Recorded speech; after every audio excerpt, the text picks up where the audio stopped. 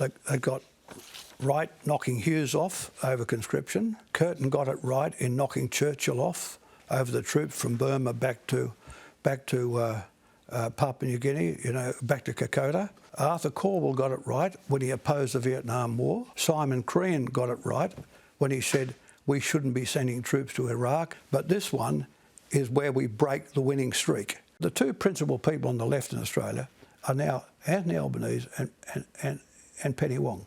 And of course they would say, the old left, that mob in Sussex Street, you can't trust them. But God, if you look at me or Laurie Bratton or Leo McClay, we look like Bolsheviks compared to them. Bolsheviks. Matt Thistlethwaite, what do you make of that? I mean, he said this is the worst decision by an Australian Labor government since Billy Hughes introduced conscription in World War I. He said he sent a note to Anthony Albanese about this and he didn't respond.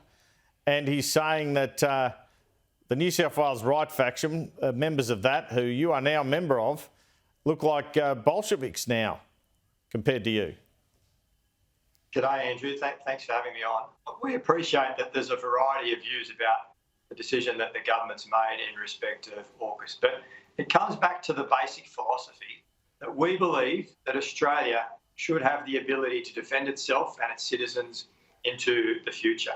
The Collins class are coming to the twilight of their years. We're going to need a new submarine capability moving forward.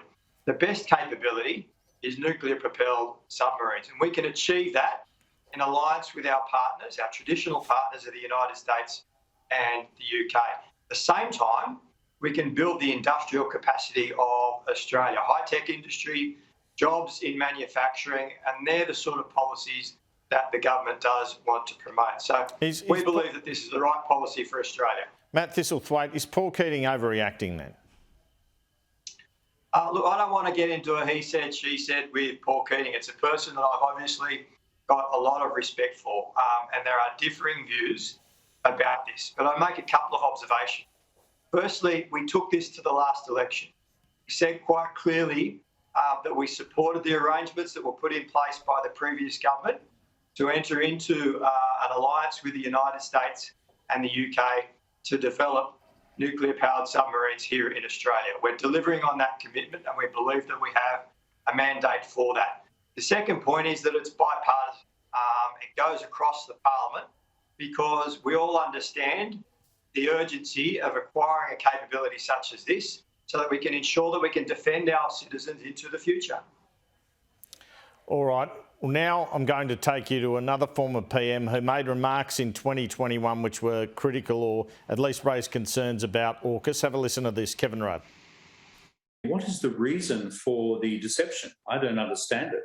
Was it to simply produce a grand surprise for Australian domestic politics that we were now going to enter the big league with nuclear-powered submarines in partnership with the British and the Americans? I suspect there is a domestic political agenda at play, which is for Morrison to make himself look big, important, and hairy-chested. I am concerned about the long-term impact that has on Australian sovereignty on our own naval forces, because there are times when we will disagree with the United States. So as an ally of the United States, you don't necessarily end up agreeing with the Americans on every element of strategy.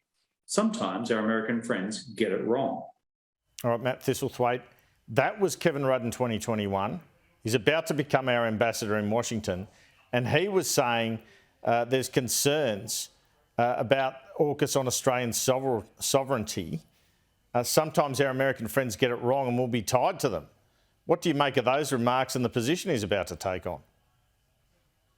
Well, again, there are differences of opinion, and we understand that. In terms of the sovereignty issue, these will be Australian crewed and Australian commanded vessels into the future. We will maintain our sovereignty of these vessels into the future, and in doing so, we'll generate new capacity, new skills, new industries for Australia that are in the high-tech, STEM, highly skilled area.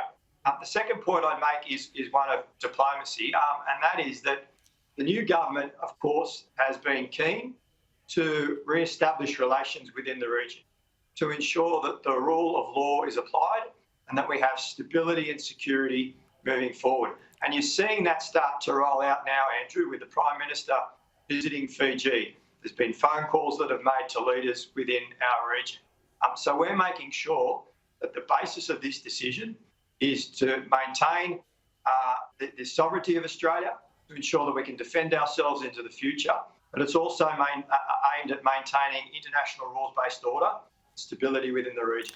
All right, but Kevin Rudd, just taking you back to his comments, do you have any concerns about those or about how he's going to play his role as our ambassador? Well, I don't know if Kevin's made any comments in the wake of his appointment as the ambassador. Obviously, this is an important relationship for Australia, and it's going to take a concerted effort by our ambassador and indeed the important staff that work under the ambassador in Washington. And I guess it's fair to say, Andrew, that I think that the key to this is that there's bipartisan support across the Parliament. So you've had Arthur Sinodinos, who certainly doesn't come from our side of politics, that's worked well with the Prime Minister and the Deputy Prime Minister to secure this agreement and ensure that the announcement yesterday worked well. I believe that Kevin Rudd will do the same thing, that he will make sure that he devotes his time to representing the Australian government and to achieving the outcomes that we hope to achieve under AUKUS. What do you make of the reaction of China to the announcement? Well, we want to work with China within the region. We want to ensure stability and security. And I guess we've been reinforcing with the Chinese government that these are not nuclear-armed submarines. They are only nuclear-propelled. We will continue to meet all of our commitments internationally that Australia is a signatory to in terms of the International Atomic Energy Agency, the Treaty of Rarotonga.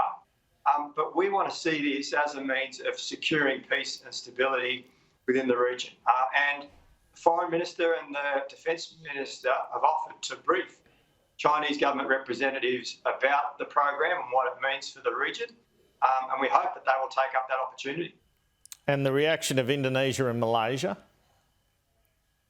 Again, it's about securing peace and stability within the region.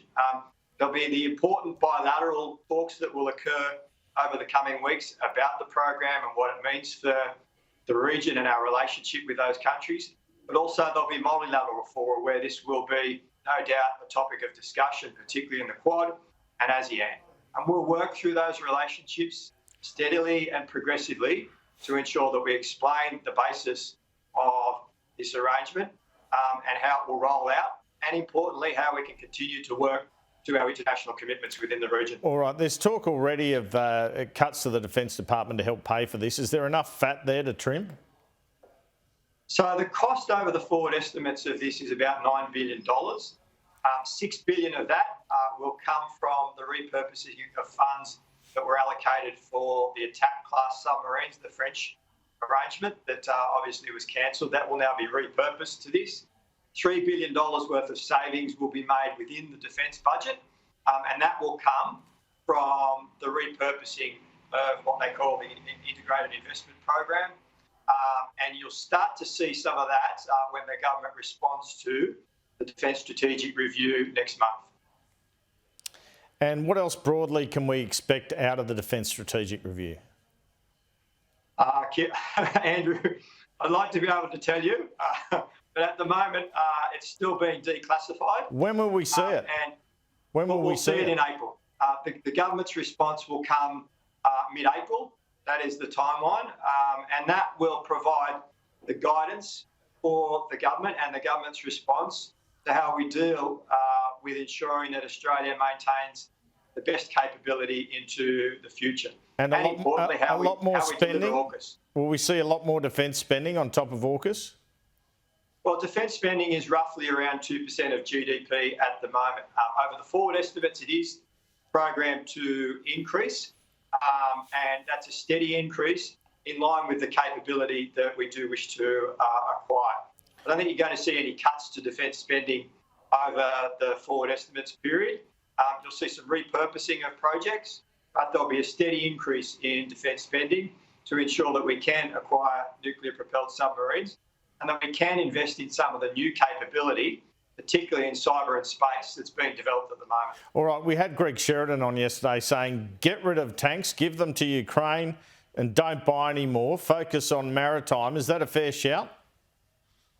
Well, I think we've seen in Ukraine just how important ground forces have been. And there's a reason why the Ukrainian government keep asking Australia for Bushmasters, because they're a very effective utility vehicle that's safe and secure and provides a means of defence on the land domain. So, look, we'll run an integrated defence program. There'll be priorities in land, sea, in space, in cyber, and indeed into the future, ensuring that we have the best capability to defend Australia. And just finally, we've seen the AEMO come out saying there'll be power prices up by 20% and more from July.